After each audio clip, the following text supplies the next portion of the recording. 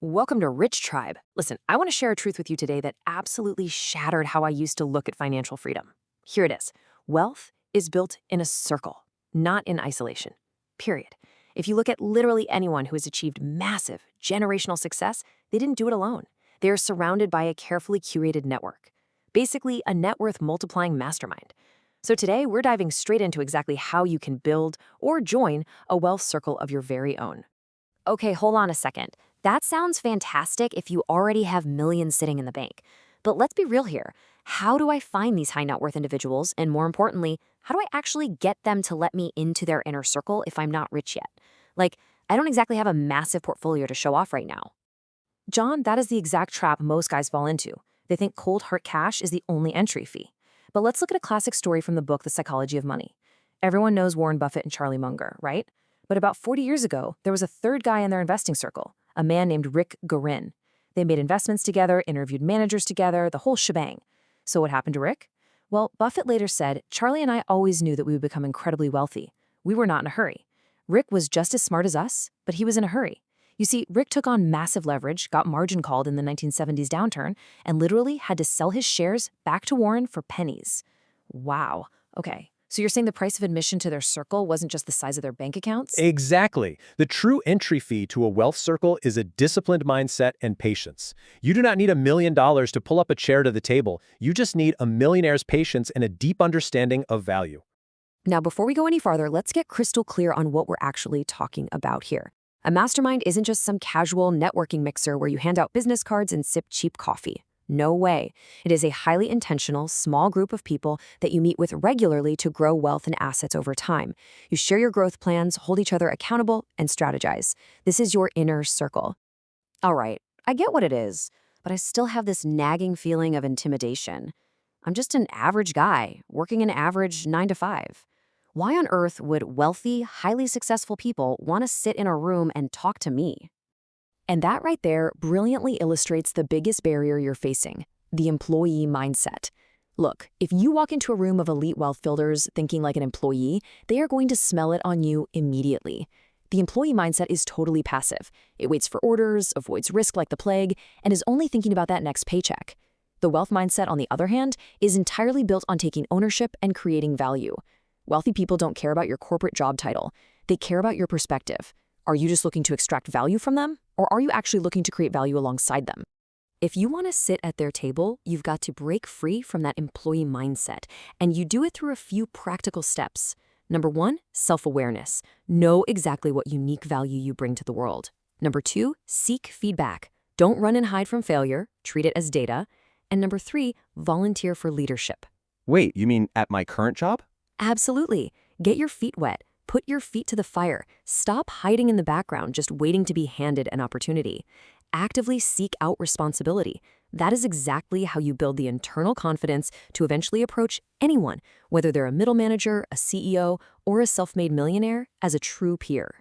Okay, let's say I've done all of that work. I've got the mindset down, I'm taking ownership. But how do I practically attract these 1% superstars? It's not like I can just knock on the door of the local country club and ask to join a mastermind meeting.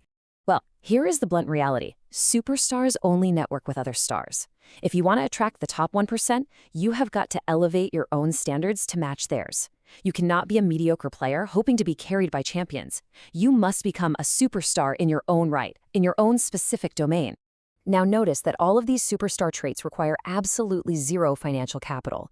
These are your soft assets. To be a superstar, you must be a driver. You deliver results. You show a real willingness to take calculated risks. You make zero excuses. And above all else, you keep your word. Your reputation is your most critical asset, and you must guard it fiercely. When you become known as the guy who always delivers, the 1% will naturally start gravitating toward you. I absolutely love this anecdote from the legendary Jim Rohn. He talked about mentoring this young guy who started with absolutely nothing. By meticulously following written principles, strategies for budgeting, saving, and investing, this young man transformed a modest income into a thriving business in just 5 years. The structure and application of those principles mattered far more than luck. When you operate on strict, high-level principles, wealthy people will recognize their own winning habits in you. That makes total sense, but what if I'm still in the building phase? What if I don't have a thriving business or any significant capital to offer a mastermind group yet? Like, what tangible value can I possibly bring to the table right now, today?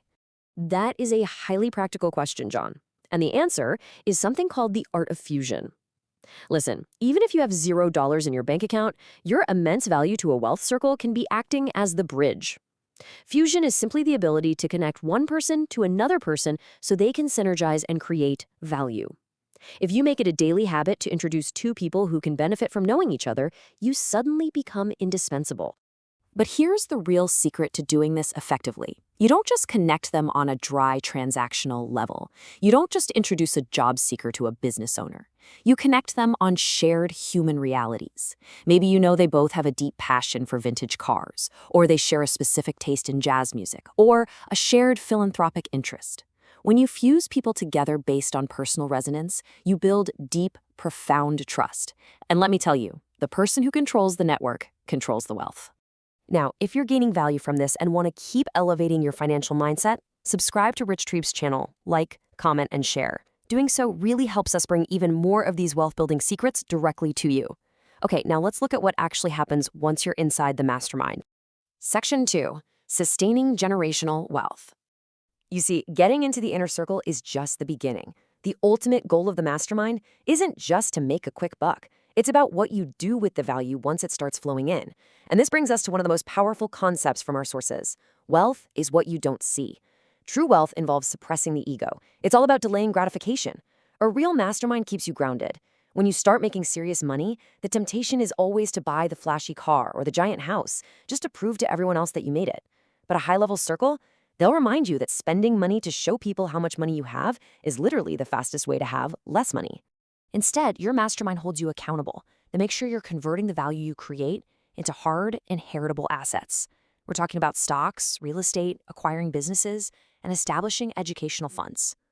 The focus shifts entirely away from short-term consumerism and moves toward building rock-solid systems that will continue to compound and work for your family long after you are gone. Your circle ensures you are eating from the harvest, not eating the seeds. So, the absolutely crucial point is this. Look at the 5 people you spend the most time with. Are they pushing you toward ownership, value creation, and long-term assets? Or are they keeping you locked down in that employee mindset? Man, that really forces you to take a hard look at your current network, doesn't it? It really does. Everything changes when you finally elevate your standards. Become a superstar in your character, master the art of fusion, and guard your reputation like your life depends on it. So I'm going to leave you with this provocative thought. Are you building your wealth in isolation, just hoping for a lucky break? Or are you planting the seeds for your own mastermind circle today?